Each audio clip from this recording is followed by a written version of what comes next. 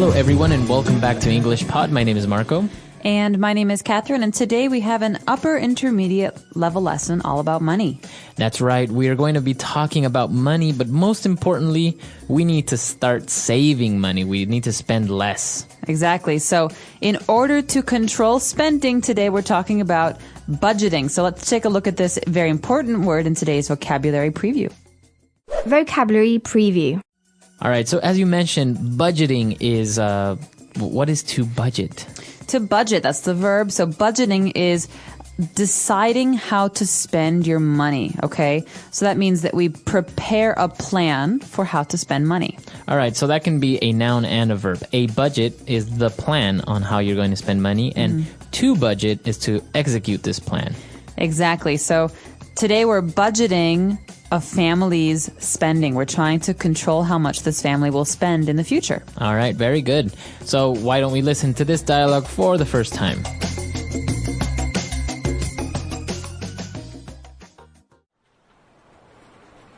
Welcome, Mr. and Mrs. Carnwell. Please take a seat. Thank you.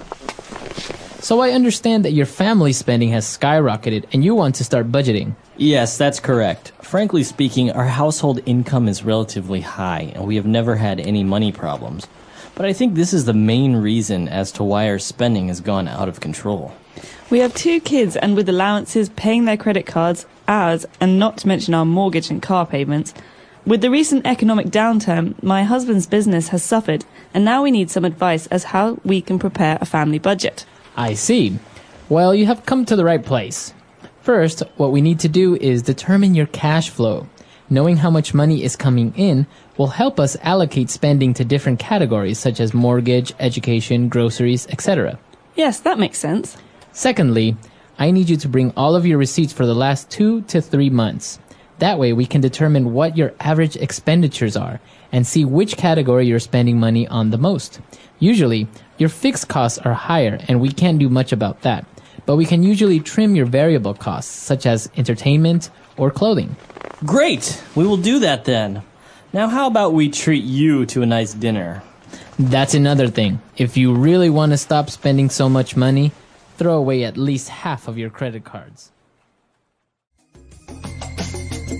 All right, we're back. So there were some interesting words and phrases in this dialogue related to budgeting and a lot of, financial terms here. So let's get started now on language takeaway. Language takeaway.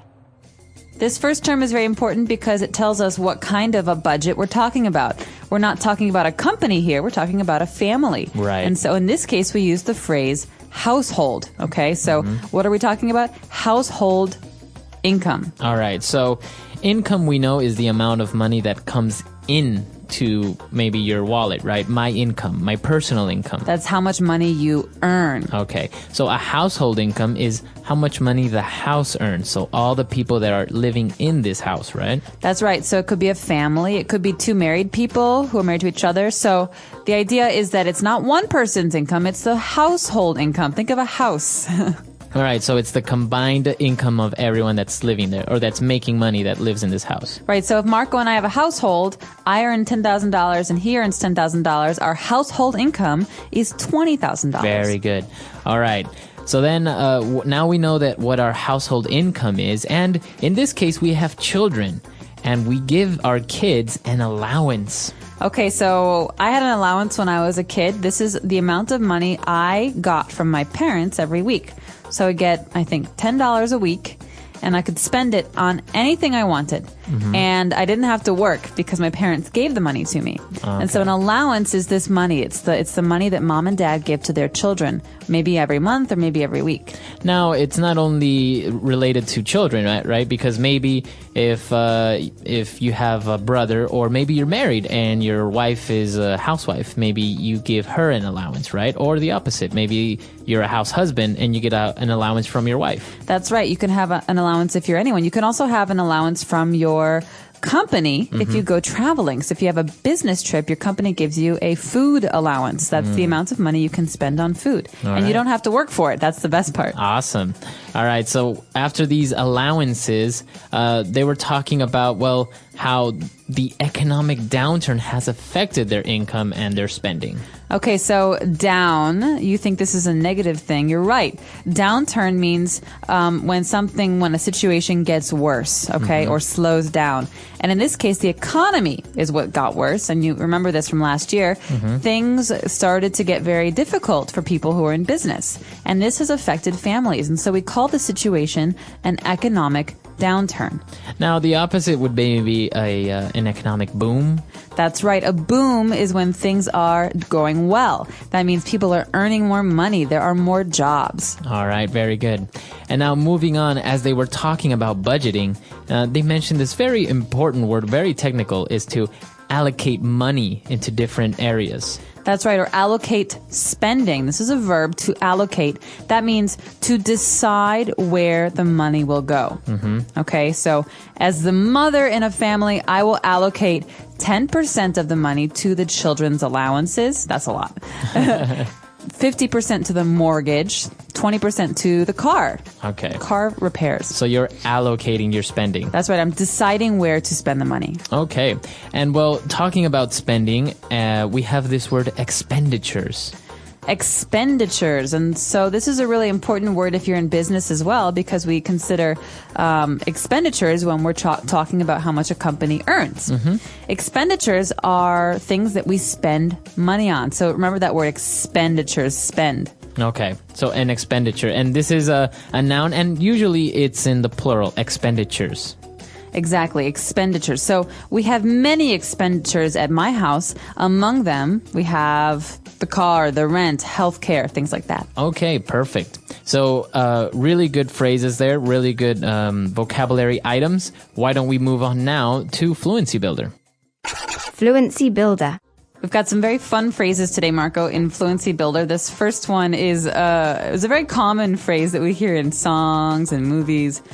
To skyrocket. All right. What is skyrocket? Well, you think about a rocket, that's a ship that goes to space. To skyrocket means to go up really high, really fast. Okay.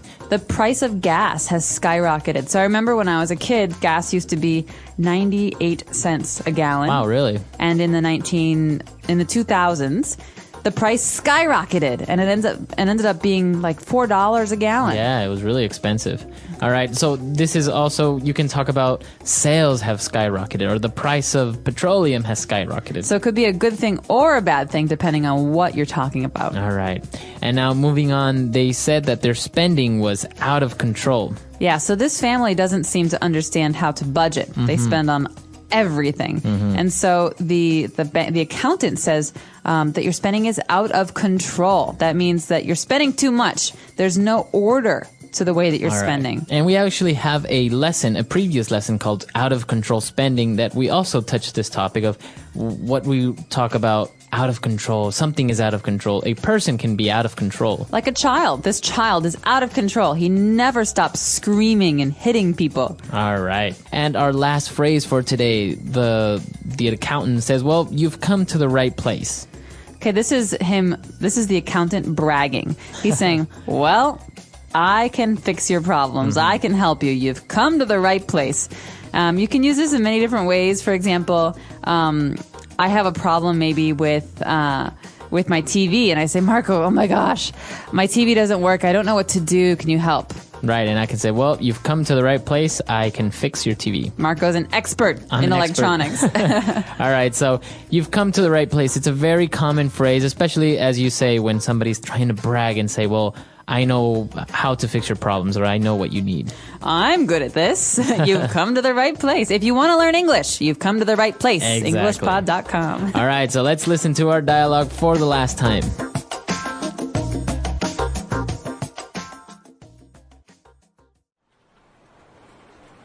Welcome, Mr. and Mrs. Carnwell. Please take a seat. Thank you.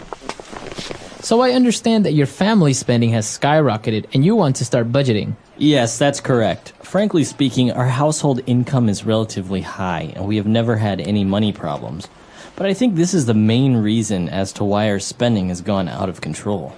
We have 2 kids, and with allowances, paying their credit cards, ours, and not to mention our mortgage and car payments, With the recent economic downturn, my husband's business has suffered, and now we need some advice as how we can prepare a family budget. I see. Well, you have come to the right place. First, what we need to do is determine your cash flow.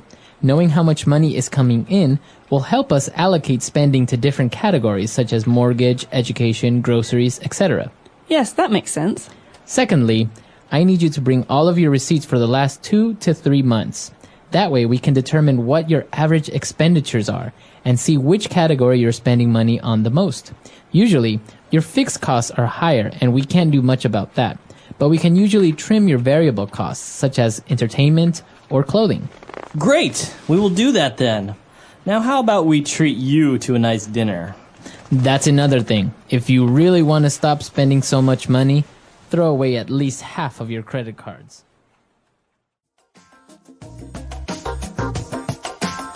All right, we're back. So now talking about allowances. You said you had an allowance when you were a kid. Did you really have a $10 a week allowance? No, I think it was like $8. It started out at $6 or $5 a week, and then I think the most I got was like 10 or 11. Oh, wow. So it was like almost about $1 a day.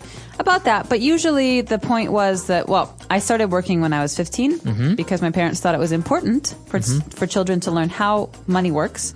But I was given that money because at the time, it was enough money to go out one night. So on Friday nights, if I wanted to go out with my friends, I could go out to watch a movie and get a slice of pizza, and $10 was enough. Okay. Now $10 doesn't even buy you a ticket to the movie, but at the time it was more than enough. So this is important, I guess, because different families have different ways of upbringing their children, and in many cases this doesn't happen, right? If I want to go out to the movies on a Saturday, then my parents will give me $30, and if I want to go out next weekend, they'll also give me money. So it's interesting to see the contrast, because obviously when I was a kid also I didn't really get this opportunity of going out all the time, and actually I had to work for it. So if I wanted to go out on the weekend, I would get an allowance, but also I would have to wash the car. That was typical with my dad. I had to wash the car.